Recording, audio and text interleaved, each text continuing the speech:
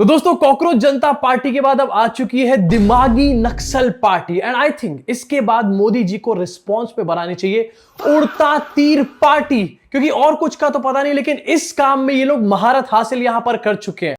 अब दिमागी नक्सल पार्टी के फॉलोअर्स बढ़ रहे हैं, हो सकता है आपने भी इनको देख लिया हो सोशल मीडिया पे, आप जानते होंगे इसके बारे में, लेकिन क्या आप जानते हो कि सरकार ने ऑलरेडी इनके सामने घुटने टेकने शुरू कर दिए। आगे चल के बात करेंगे डिटेल में इसके बारे में। ऑल्सो उत्तर प्रदेश में गौमूत्र अडल्ट्रेशन यहां पर चल रहा है, खाने पीने का अडल्ट्रेशन पुरानी बातें हो चुकी है, ये लोग गौमूत्र तक यहां पर पहुंच चुके हैं। लेकिन गौमूत्र का अडल्ट्रेशन हो क्यों रहा है, जवाब मिलेगा आपको। इसके साथ बात करेंगे तुकाराम मुंडे के बारे में, क्योंकि उन्होंने शाहरुख खान, अजय देवगन और टाइगर श्रॉफ को नोटिस यहां पर भेज दिया है एंड अब सबकी एक साथ होगी यहां पर जुबा केसरी।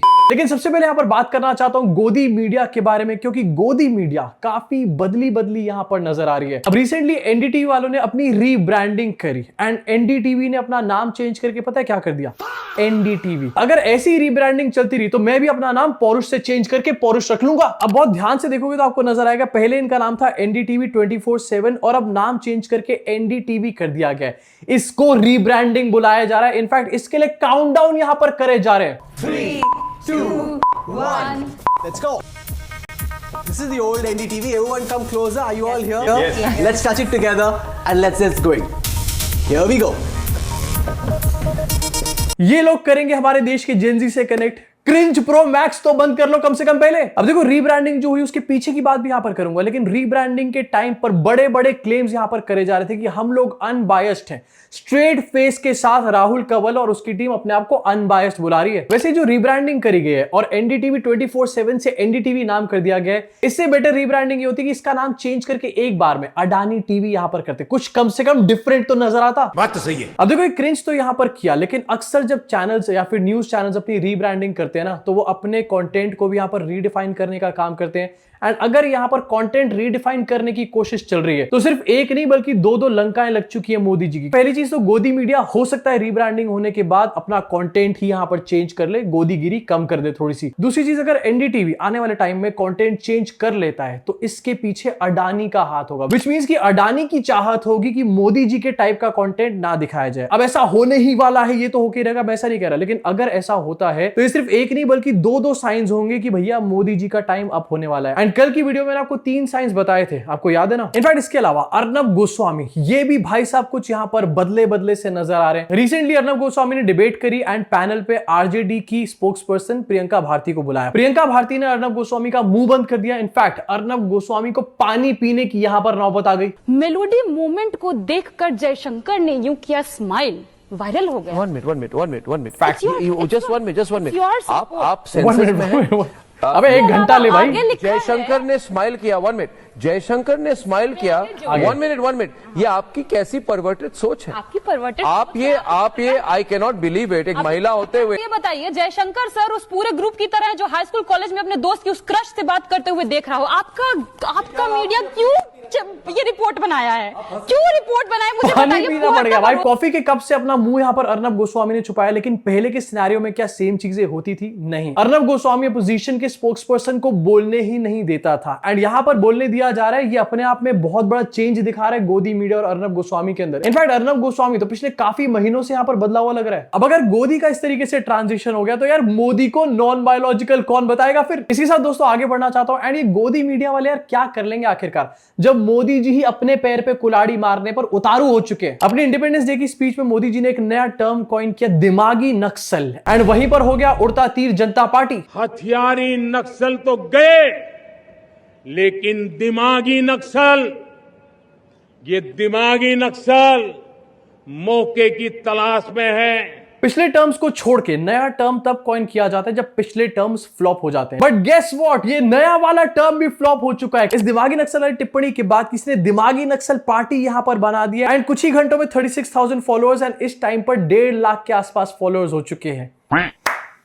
उड़ता तीर। अब मोदी जी इस टाइम पर दूध के जले हैं, इसलिए छाछ भी फूक फूक के पी रहे हैं एंड पहली बार इन्होंने कॉकरोच जनता पार्टी को सीरियसली लिया ही नहीं, इसलिए इस बार ये ओवर सीरियसली ले रहे हैं। एंड अभी से इन्होंने दिमागी नक्सल के ऊपर क्लैरिफिकेशन देने शुरू कर दिए कि किसी तरीके से प्लीज यही रुक जाओ, प्लीज प्लीज, हमारे अंदर शक्ति नहीं है। अब किरण रिजिजू क्लैरिफिकेशन दे रहे कि दिमागी नक्सल कौन है। मोदी जी ने अपोजिशन के लोगों को दिमागी नक्सल नहीं बोला है, मोदी जी ने माओइस्ट सपोर्टर्स, कॉन्स्टिट्यूशन रिजेक्ट करने वाले, जो सेपरेटिस्ट हैं, 370 को सपोर्ट नहीं करते, नॉर्थ ईस्ट को सेपरेट करने की बात करते हैं, उन सब लोगों को यहां पर मोदी जी ने दिमागी नक्सल बोला है। वैसे कॉन्स्टिट्यूशन को सपोर्ट ना करना तो ये बीजेपी के अपने ही लोग करते हैं, तो क्या वो भी दिमागी नक्सल है? अब किरण रिजिजू की लॉजिक यहां पर खुद फेल हो रहे हैं, लेकिन असली मुद्दे की चीज ये है कि सरकार यहां पर एक्सप्लेन करने पर लगी हुई है। वो सरकार जो इतनी हाई हेडेड, इतनी ओवर कॉन्फिडेंट थी, इनफैक्ट जिनको सीजेपी के मिलियंस ऑफ फॉलोअर्स पे आवाज नहीं सुनाई दे रही थी, वो अब यहां पर दिमागी नक्सल पार्टी के 1 लाख फॉलोअर्स पे जवाब देते नहीं थक रहे। अभी दिमागी नक्सल पार्टी कहां तक पहुंच पाएगी, क्या चेंज कर पाएगी आने वाले टाइम में, डेफिनेटली मैं आपको बताऊंगा। लेकिन अभी के लिए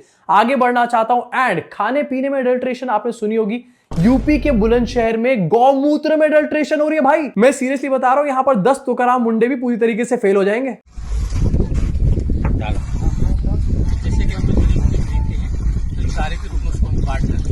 मैं जानता हूं आपको इस वीडियो को देखकर उल्टी सी आ रही है, लेकिन एक बार जरा मेरे बारे में सोचो, मैं 5 बार इस वीडियो को देख चुका हूं। इस वीडियो को बनाने के चक्कर में फार्मर से काउ यूरिन खरीदा जा रहा है एंड मिडिलमैन उस काउ यूरिन को मिक्स कर रहे हैं और एनिमल्स के सूसू के साथ सूसू में मिलावट कर रहे हैं। हम बनेंगे यहां पर 5 ट्रिलियन और 8 ट्रिलियन इकोनॉमी। अब ये पूरी न्यूज सिर्फ इंडिया तक सीमित होती तो भी समझ में आता, लेकिन ये ट्वीट बाहर के लोगों के भी हत्थे चढ़ चुका है। एंड अब बाहर के लोग इस चीज के ऊपर अपना रिएक्शन दे रहे हैं एंड इंडिया की ऐसी हरकतों को कॉल आउट कर रहे हैं। कितनी बेइज्जती कराओगे यार। अब मैंने ये न्यूज देखी एंड मैंने देखा कि यार बाहर के लोग भी इसके बारे में बात कर रहे हैं, बेइज्जती हो रही है, लेकिन मेरे दिमाग में सवाल था कि ये काउ यूरिन में एडल्ट्रेशन हो क्यों रहा है। तो मैं जब और तह तक गया तो मेरा दिमाग भी पूरी तरीके से हिल गया था। मुझे ये पता चला कि यूपी गवर्नमेंट ने एक पायलट प्रोजेक्ट शुरू किया है जहां पर वो काउ यूरिन खरीद रहे हैं 10-10 रुपए लीटर के हिसाब से। वाह, क्या बायबैक स्कीम यहां पर चलाई गई है। योगी सरकार ने चलाई है स्कीम कि फार्मर्स जो है 10 रुपए पर लीटर के हिसाब से गौमूत्र बेच सकते हैं। अब जाके मुझे समझ में आया कि बदायूं में एक डॉक्टर की गाड़ी से जो गाय टकरा गई थी एंड गाय की मृत्यु हो गई थी, तो लोग इतने परेशान क्यों हो रहे थे वहां पे, क्योंकि वो उस गाय का सूसू बेचना चाह रहे थे। ये गड़बड़ है बाबा। पहले की सरकार यहां पर लैंड प्रोक्योरमेंट करा रही थी, अब की सरकार यहां पर गौमूत्र प्रोक्योरमेंट करा रही है। आगे क्या गोबर और गधे की लीद की भी प्रोक्योरमेंट होगी। काउ यूरिन कलेक्शन सेंटर यहां पर बनाने की बात करी जा रही है। 15 विलेजेस में स्कूल्स बनाए नहीं जा रहे, cow urine centre. Cow urine to be used for agriculture formulation. 300 women join cow urine procurement project. Women यहां पर 2 रुपए पर लीटर का कमीशन कमाने वाली है काउ यूरिन से। हमारे देश में क्या हालत होगी आप सोच सकते हो कि आदमी जो है वो गौमूत्र पे कमीशन कमाने को मजबूर हुआ पड़ा इस टाइम पर।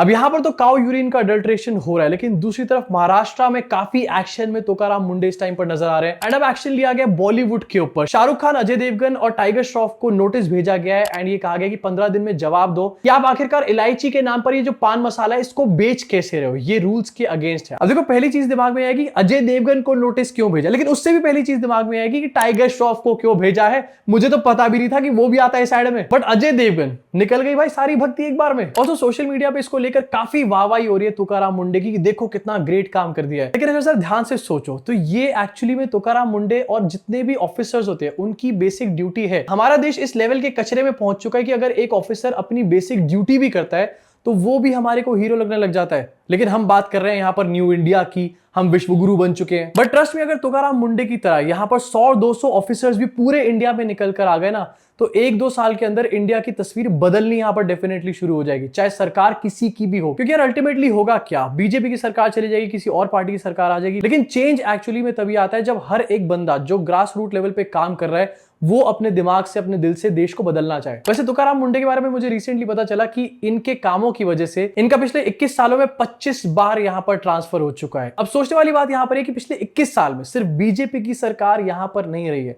इसका मतलब यह है कि अपने सही तरीके से काम करने पे कोई भी चाहे पार्टी बैठी हो सरकार में, वो आपको ट्रांसफर करती है। एंड तुकाराम मुंडे इसका सबसे बड़ा सबूत है। एंड इसलिए आपसे बार बार कहना चाहता हूं कि आप किसी भी पार्टी को पसंद कर सकते हो या फिर उनको वोट कर सकते हो, लेकिन प्लीज किसी के अंधभक्त मत बनो। प्लीज अपने देश से प्यार करो, किसी पॉलिटिकल पार्टी से नहीं, तभी ये देश रहने लायक और आगे बढ़ेगा। अब आपका क्या सोचना है इन सब चीजों के ऊपर, नीचे कमेंट सेक्शन में अपनी भड़ास को जरूर निकालना। और अगर आप कहीं पर भी मेरी बातों से 1% भी रिलेट और अग्री करते हो ना, तो सब्सक्राइब करके बेल आइकन जरूर दबा देना, जिससे कि ऐसी बातें और चलती रहे आने वाले टाइम में।